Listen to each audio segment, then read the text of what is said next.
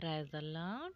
ప్రియ దేవుని బిడ్డలారా, ఉదయకాల సమయంలో మనం మేలుకున్నట్లయితే మొట్టమొదటిగా నీవు దేవునితో మాట్లాడాలి. నీవు చూచే వ్యక్తి, మొట్టమొదటి వ్యక్తి దేవుడై ఉండాలి.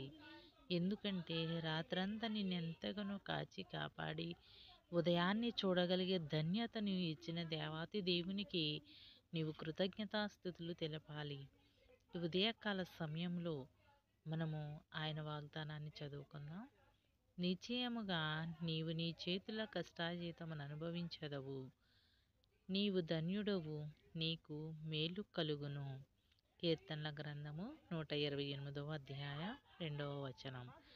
మరి ఒకవేళ నీ కష్టాజీతము సిల్లి సంచిలో పడిపోతుందని, నా కష్టం నా చేతుల్లో ఉండట్లేదని నువ్వు బాధపడుతున్నావా?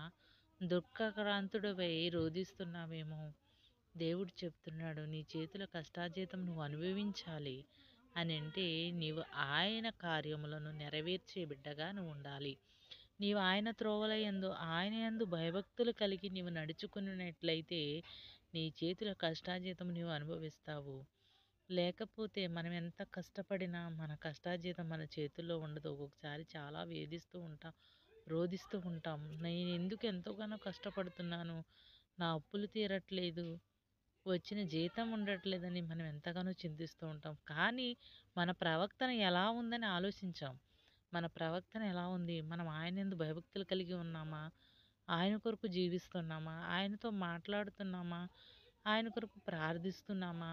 ఇవేం మనం ఆలోచించాం. నీవు ప్రార్థన చేయగలిగితే, నీవు ప్రార్థనా పరువలు దేవునితో మాట్లాడగలిగితే అనుదినం ఆయన నిన్ను ఆశీర్వదిస్తాడు. ఆమెన్.